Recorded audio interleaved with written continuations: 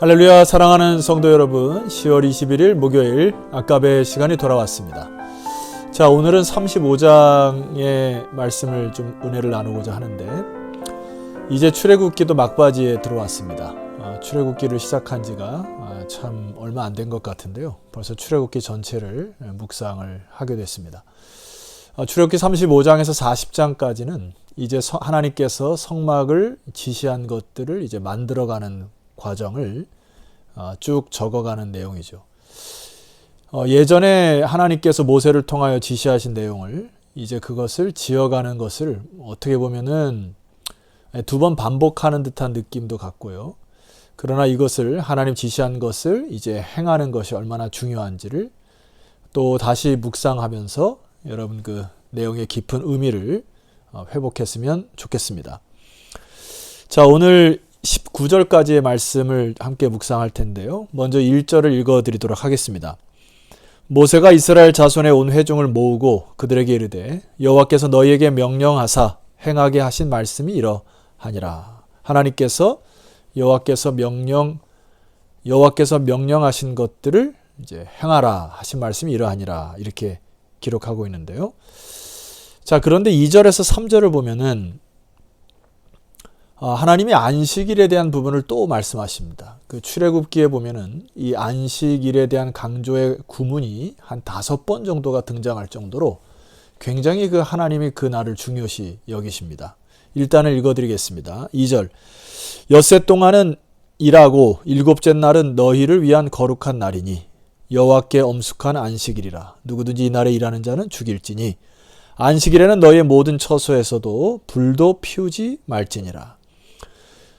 주목해야 할 단어가 몇 가지 있어요. 자, 첫 번째는 이 일곱째 날, 이 안식일의 날은 너희를 위한 날이다. 여러분, 이것이 하나님께서 꼭 우리에게 주시고자 하는 메시지죠. 이 날은 하나님을 위하여 구별하는 날이지만은 궁극적으로는 너희들을 위한 날이 될 것이다. 여러분, 이것이 아멘이시죠? 또 하나 여기에 주목해야 될 단어는 거룩한이라는 단어인데, 이건 이제 히브리어로 코데시라고 하는 단어잖아요. 여러분, 코데시라는 단어, 동사로는 카도시라고 하는 단어인데, 이거는 구별된, 분리된 이란 뜻입니다. 또 하나 단어는 이제 안식일이라는 단어가 앞에 쓰인 엄숙한 안식일을 형용사가 꾸며주는 방식으로 엄숙한 안식일이라. 그래서 안식일을 하나님께서 굉장히 강조하시는 것을 볼 수 있어요.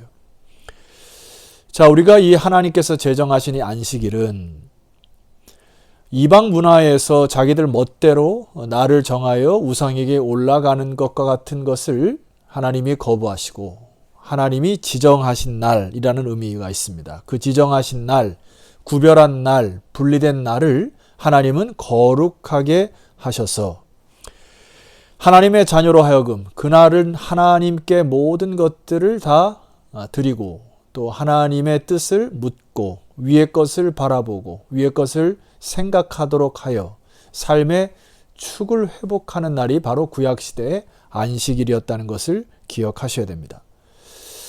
그런데 여기 3절 말씀을 보니까 그날에 일하는 자는 죽일지니라고 굉장히 엄하게 다스리는 내용이 보입니다.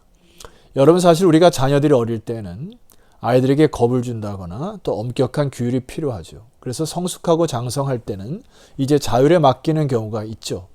아직 이들에게는 예수 그리스도의 완성된 나라와 하나님의 나라, 그것들은 아직 명확하게 보지 못했던 때입니다.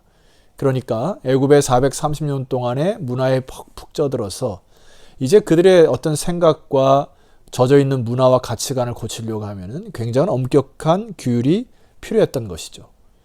그래서 그것들을 이제 딛고 일어서게 되면 이 날이 결과적으로는 그들을 위한 날일 것이다. 하나님께서 이렇게 명령하시죠.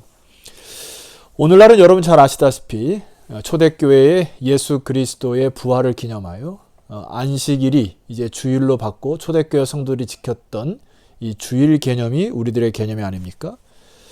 우리의 날도 마찬가지죠. 이제는 이 안식일에 대한 중심은 너희를 위하여 근간을 세우고자 하신 것이기 때문에 예수님이 이 안식일에 제자들이 밀밭 사이로 오다가 여러분 그 밀을 이삭을 먹었던 거 기억나시죠? 그래서 그 유대인들이 이 제자들을 율법으로 막 꾸짖었죠. 주님 뭐라고 얘기하셨죠? 저들이 허기져서 먹는 것을 그냥 놔둬라.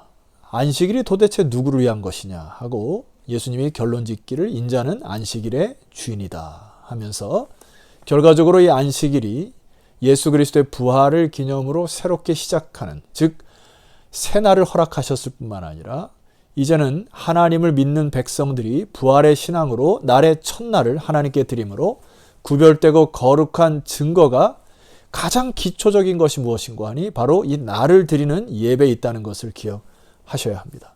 그래서 여러분, 우리가 예배를 드리는 것은 이것을 아주 하찮게 여긴다거나 혹은 그냥 대충 드리는 것을 없애야 하셔야 됩니다. 왜냐하면 신앙의 기초 같은 것이기 때문에 코로나 시대에 우리가 다시 경각심을 불러일으켜 오늘 이 하나님의 메시지에 주목하시기를 주의 이름으로 축원합니다. 자, 결론적으로 이 안식일과 주일은 하나님께서 이 제자들을 살리시고 또 백성들에게 쉼을 주시고 또 그들의 삶의 축을 지키기 위한 살리는 영의 작업이었음을 여러분 기억하셨으면 좋겠습니다. 자, 이제 이 35장 4절 이하로 백성들에게 예물을 드릴 것을 말씀을 하시거든요. 자, 4절과 5절 말씀 보십시다. 모세가 이스라엘 자손의 온 회중에게 말하 이르되 여호와께서 명령하신 일이 이러하니라 이르시기를. 5절 너희의 소유 중에서 너희는 여호와께 드릴 것을 택하되 마음에 원하는 자는 누구든지 그것을 가져다가 여호와께 드릴지니 곧 금과 은과 녹과 이렇게 시작이 됩니다. 그러니까 이 5절의 말씀 보니까 하나님께 이제 예물을 드릴 자는 자발성에 근거합니다. 기쁨으로 자발적으로 드릴 때 하나님은 그것을 기뻐하신다. 우리가 곧 건축을 시작할 텐데 사랑하는 성도 여러분, 우리가 하나님 앞에 기쁨으로 자발적으로 드리는 것을 하나님은 받으실 것이에요. 그런데 여기에서 6절 말씀을 읽어드리고 좀 부연 설명을 드리겠습니다. 청색, 자색, 홍색 실과 가는 배실과 염소털과 쭉 그 금부터 시작해서 여기 보면은 실까지 드리는 뭐 이런 것이 나오게 되는데 하나님께서 그 세상적인 가치관으로 값 나가는 물건이나 값이 나가지 않은 물건 이것이 중요한 것이 아니고 각자의 형편에 맞게 드릴 것을 정성 드리는 것을 하나님은 기뻐하신다. 마음에 원하는 자, 기쁨으로 드리는 자. 이것이 또 신앙의 큰 축가 같은 것이죠. 그렇다면 왜 하나님이 이것을 요구하셨을까요? 어떤 기적을 통하여 하실 수도 있고 아니면 몇 사람에 의해서 할 수도 있지만 하나님이 꼭 얘기하시죠. 온 회중이 이런 말씀을 보내시면서 하나님의 일을 할 때는 모두가 다 참여할 수 있는 그런 자발성을 주님께서 원하시죠. 그런데 여러분, 이것도 하나의 신앙의 훈련이기도 하고 이렇게 할 때 이것이 우리를 위한 것임을 기억하셔야 됩니다. 왜냐하면은 출애굽기 3장과 12장에 보면은 이스라엘 백성들이 애굽 땅에 나올 때 그냥 나오지 않았습니다. 자, 다시 한번 그 부분을 되새기면서 읽어드리도록 하겠습니다. 출애굽기 3장 21절 내가 애굽 사람으로 이 백성에게 은혜를 입히게 할지라 너희가 나갈 때 빈손으로 가지 아니하리니. 22절 너희 여인들은 모두 그 이웃 사람과 및 자기 집에 거류하는 여인에게 은폐물과 금폐물과 의복을 구하여 너희의 자녀를 꾸미라. 너희는 애굽 사람들의 물품을 취하리라. 출애굽할 때 보석류와 혹은 여기 은금, 폐물, 물품들, 의복 이런 모든 것을 다 가지고 나갔습니다. 출애굽기 12장 35절 이스라엘 자손이 모세의 말대로 하여 애굽 사람에게 은금, 폐물과 의복을 구하매. 36절 여호와께서 애굽 사람들에게 이스라엘 백성에게 은혜를 입히게 하사 그들이 구하는 대로 주게 하심으로 그들이 애굽 사람의 물품을 취하였더라. 애굽에서 떠나서 광야로 들어가는 이스라엘 백성들이 가졌던 모든 은금, 폐물과 의복들은 하나님이 허락하시고 그들에게 선물로 주신 것 같은, 그리고 모든 것을 챙겨주신 것을 의미합니다. 그러니까 그들이 가진 모든 것들은 사실 하나님으로부터 허락된 것이고 하나님이 주신 것임을 기억하셔야 됩니다. 오늘 우리가 하나님께 드리는 헌금이나 또 헌물 같은 것도 이것은 신앙의 가장 귀중한 표현 중에 하나죠. 왜냐하면 나의 물질이 하나님의 것임을 인정하고 하나님께 드릴 때 기쁨이 생기고 또 드림을 통하여 또 하나님이 채워주는 역사를 경험하는 것이 우리 신앙인의 큰 축과 같은, 즉 나를 정하여 하나님께 예배를 드리고 하나님이 나의 인생에 채워준 것에 감격하여 감사의 예물을 드리는 것, 여러분 이것이 신앙의 아주 근간이 되는 기초임을 기억하셔야 됩니다. 때로 우리가 하나님을 너무 인색하게 섬기는 경우가 있거나 하나님을 중심에 모시지 아니하고 그냥 적당히 하는 것에 대하여 이 시간에 여러분 깊이 생각하셔야 됩니다. 왜냐하면 하나님은 그를 경외하는 자에게 모든 것을 채워주시고 베푸시는 하나님이시기 때문에 이 풍성한 하나님을 여러분이 경험했으면 좋겠습니다. 마지막으로 10절 이하의 말씀을 보면은 이런 말씀이 있습니다. 물은 너희 중 마음이 지혜로운 자는 와서 여호와께서 명령하신 것을 다 만들지니. 함께 와서 만들라고 얘기하죠. 근데 19절 말씀 보니까 성소에서 섬기기 위하여 정교하게 만든 옷, 곧 제사 직분을 행할 때 입는 제사장 아론의 거룩한 옷과 그의 아들들의 옷이니라. 여기 성소에서 섬기기 위하여. 자, 이 성소라는 단어는 코데시라는 단어와 함께 사용돼요. 거룩하게 구별된 장소. 그런데 아론의 제사장 직분도 섬기기 위한 것이다 라는 것입니다. 사실 우리가 모든 달란트와 재능은 이 세상과 하나님을 섬기기 위한 것임을 꼭 기억하셔야 됩니다.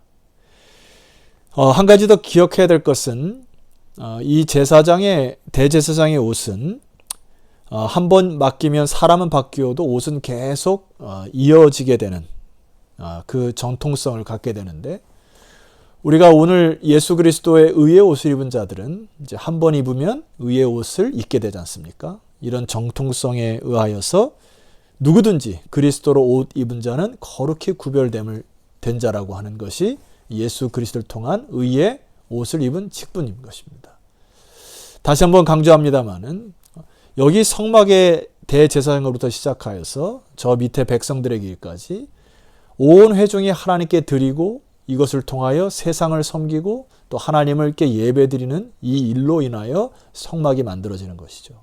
자, 성도 여러분, 우리는 하나님의 택하신 자요 거룩히 구별된 자임을 믿습니까? 먼저는 하나님을 경외하는 일을 우리가 최우선순위로 회복됐으면 좋겠고, 두 번째는 여러분의 재능과 시간과 물질을 통하여 세상을 섬겨서 그리스도의 영광이 비춰졌으면 좋겠습니다. 로마서 12장 6절에서 8절을 읽어드리고 기도드릴까 합니다. 우리에게 주신 은혜대로 받은 은사가 각각 다르니 혹 예언이면 믿음의 분수대로, 혹 섬기는 일이면 섬기는 일로, 혹 가르치는 자면 가르치는 일로, 혹 위로하는 자면 위로하는 일로, 구제하는 자는 성실함으로, 다스리는 자는 부지런함으로, 긍휼을 베푸는 자는 즐거움으로 할 것이니라. 성도 여러분, 이제 2021년도 다 저물어 갑니다.